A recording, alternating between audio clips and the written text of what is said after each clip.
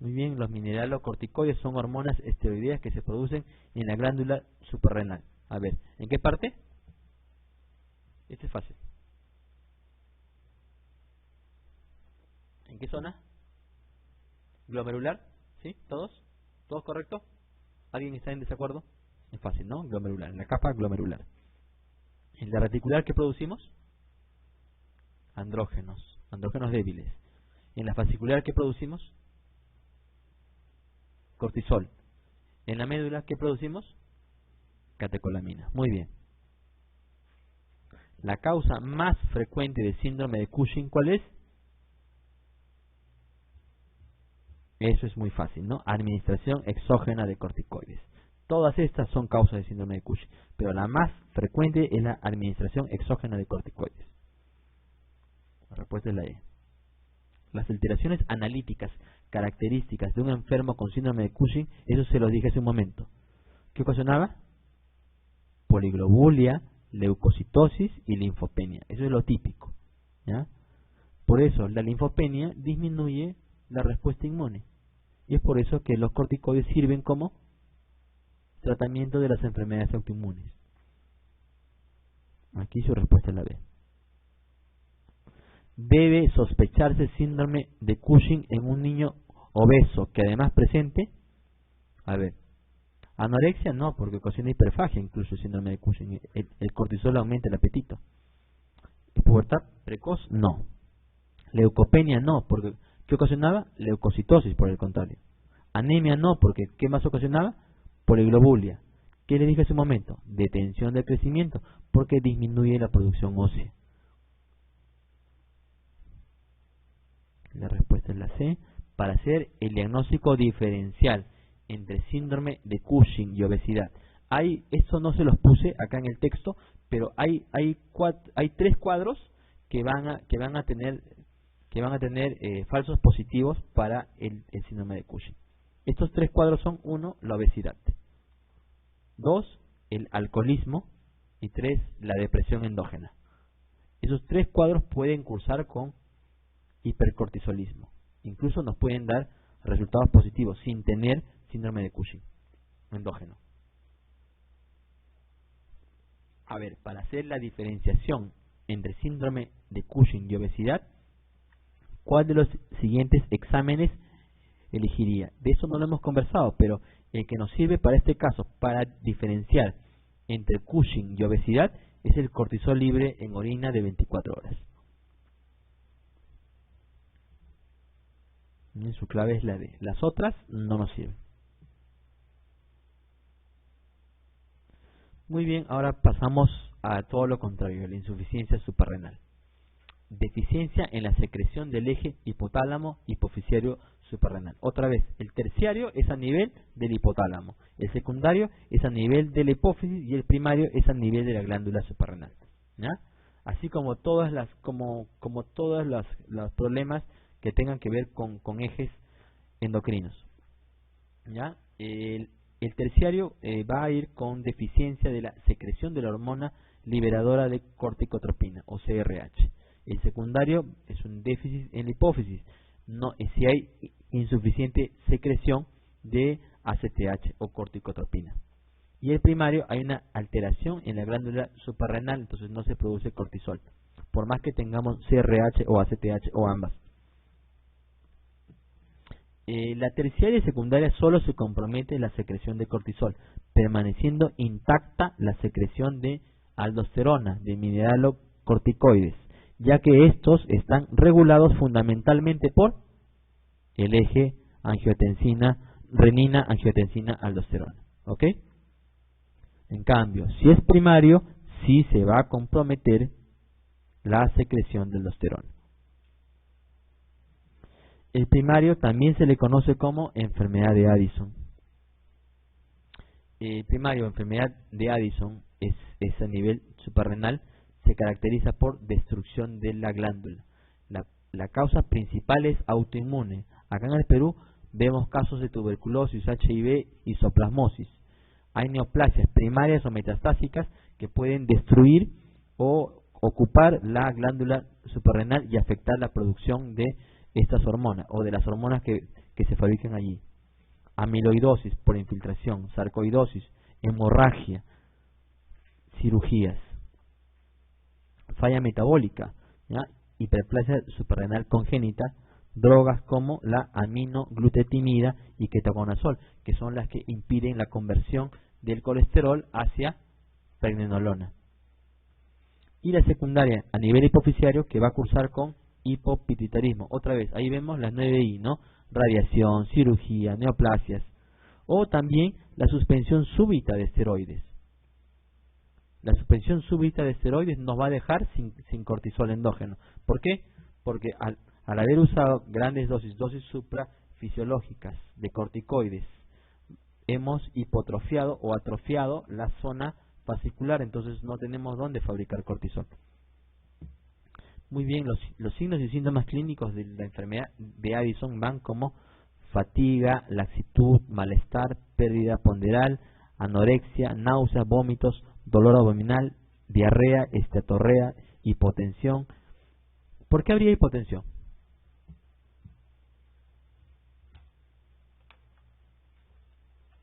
¿Se acuerdan que el cortisol sirve para magnificar la función de las catecolaminas?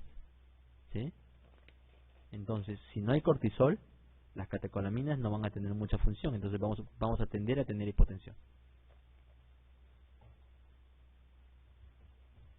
Debilidad, mialgias, artralgias, depresión, psicosis, alteraciones en la percepción, cambios asociados a hipocalemia, en la tomografía abdominal, cambios en el tamaño de las glándulas adrenales, en la placa de cráneo, silla turca aumentada, ¿ya? Si es que la glándula suprarrenal está destruida, entonces la hipófisis va a fabricar más ACTH, entonces va a aumentar el tamaño de la hipófisis y por ende va a aumentar el tamaño de la silla turca. Y por deficiencia de mineral corticoides vamos a ver deshidratación, hipotensión ortostática, disminución del gasto cardíaco, disminución a la respuesta de catecolaminas también. Hiperpigmentación, anhelo de sal. Las personas que tienen Addison tienen avidez para ingerir sal. Amenorrea, disminución de la libido, disminución del vello púbico axilar, todo eso es por disminución de los andrógenos, ¿ya? Y eso es principalmente en mujeres. Puede haber hasta menopausia prematura, caries dentales, esplenomegalia, hiperplasia linfoide. ¿Y por qué ocurre la hiperpigmentación? Miren, este es la famosa preprohormona, el POMC, o proopiomelanocortina, ¿ya? Una de las sustancias, una de las hormonas que están dentro de esta gran proteína es la ACTH, ¿ya? De la beta-lipotropina también se produce una hormona estimulante de melanocitos, pero también del ACTH también se produce la hormona alfa estimulante de los melanocitos. ¿Qué pasa? A grandes concentraciones, si hay más ACTH, yo tengo la suprarrenal que no me funciona, entonces mi cuerpo, mi hipófisis fabrica más ACTH, entonces a niveles suprafisiológicos va a tener alguna actividad en el receptor de melanocortina, en las melanocitos, y también vamos a tener mayor expresión de alfa melanocito estimulante, y eso va a producir hiperpigmentación, y es por eso que vemos que las personas que tienen Addison tienden a tener hiperpigmentación. El diagnóstico de insuficiencia suprarrenal, si es primario, vamos a ver cortisol bajo, ACTH alto. Dime.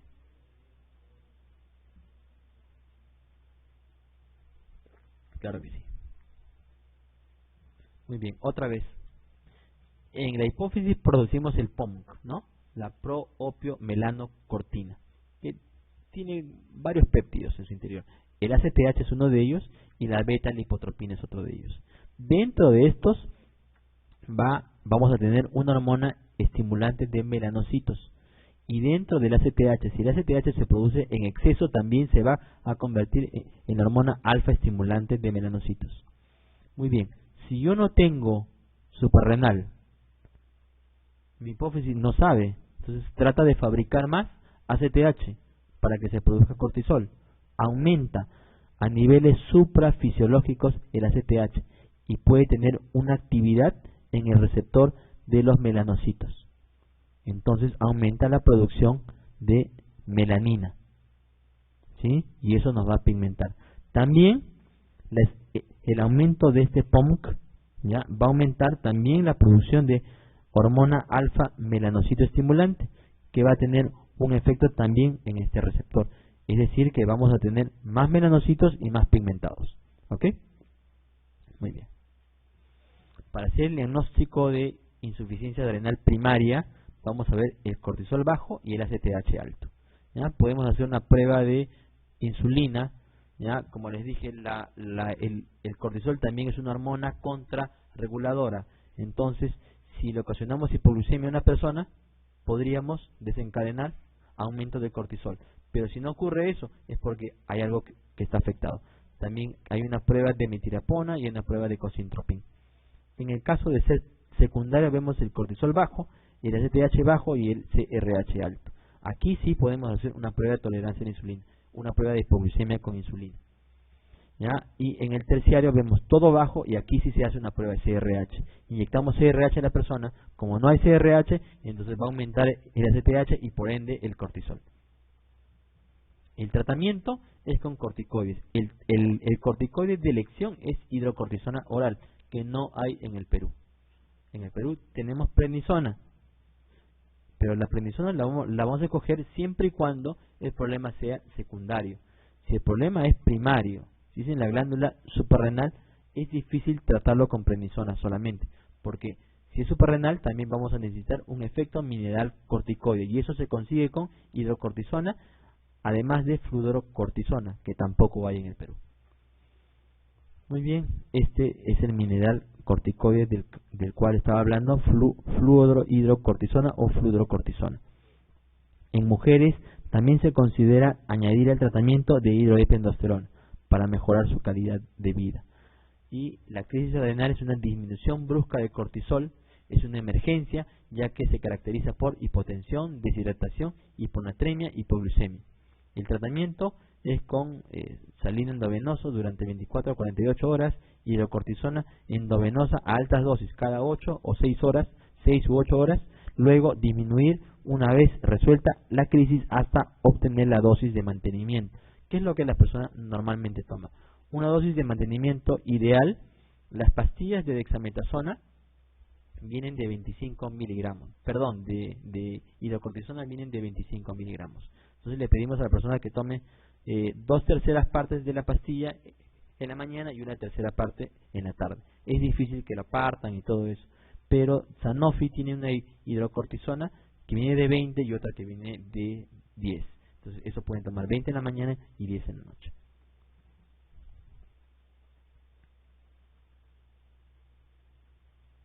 Muy bien, ¿no? Esto es lo que ocurría, lo que les explicaba hace un momento, lo que ocurría con la suspensión brusca de corticoides. Ya no hay zona fascicular, está atrofiada, entonces no tenemos cortisol. Lo que debemos hacer es suspender lentamente los corticoides hasta que la zona fasciculada vuelva a crecer y vuelva a producir endógenamente sus corticoides. A ver, ¿cuál de los siguientes datos analíticos de la sangre es característico tanto de la insuficiencia adrenal aguda de origen adrenal como la insuficiencia adrenal aguda de origen hipotálamo hipofisiario?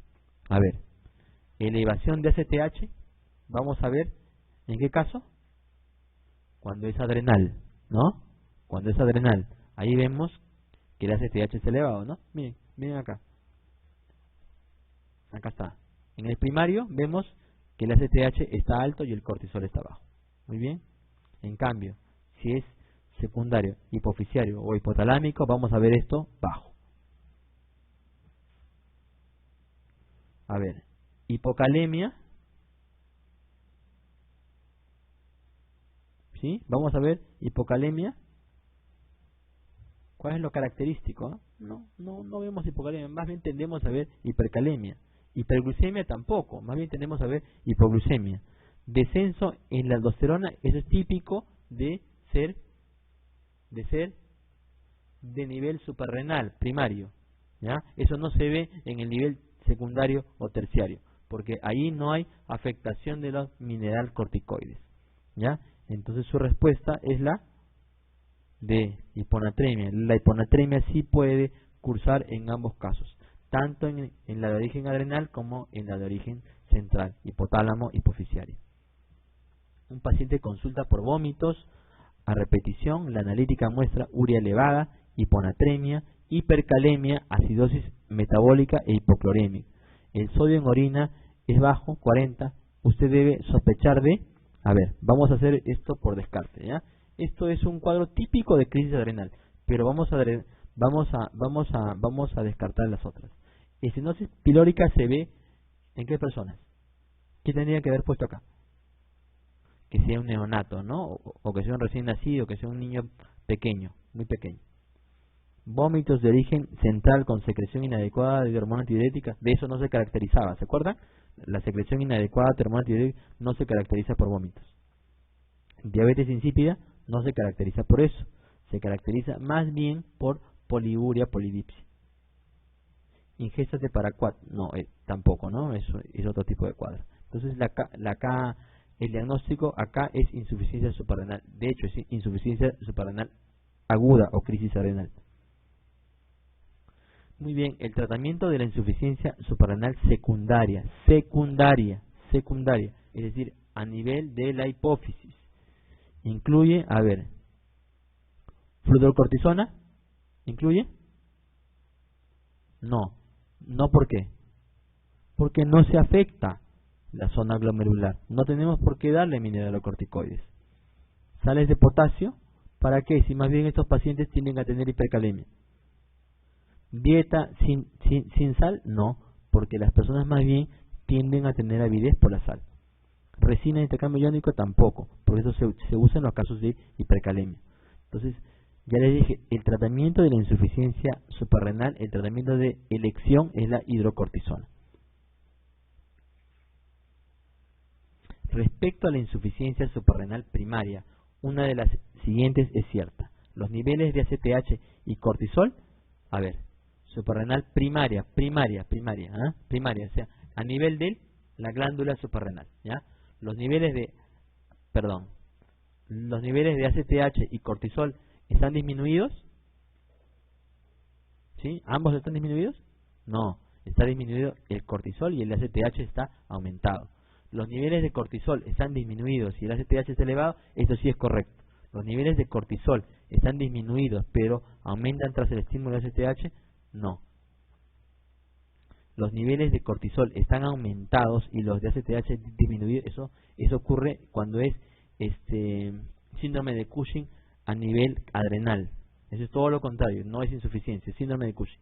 Los niveles de ACTH y cortisol están aumentados ambos, eso ocurre también en un cuadro de síndrome de Cushing. Entonces la clave es la B, ¿ya? Los niveles de cortisol están disminuidos y el ACTH está elevado. ¿Por qué? Porque este problema es a nivel suprarrenal. El ACTH se sigue fabricando, por más que no fabriquemos cortisol. Las siguientes son características de la insuficiencia suprarrenal, salvo una. Astenia y anorexia, como hemos visto, son lo típico. Náuseas y vómitos son cuando hay crisis. Hipocalemia no hay, más bien tiende a tener hipercalemia. Hipoglucemia tiende a haber, hipotensión también tiende a haber. Entonces, lo que no es característico es la hipocalemia o hipopotasemia.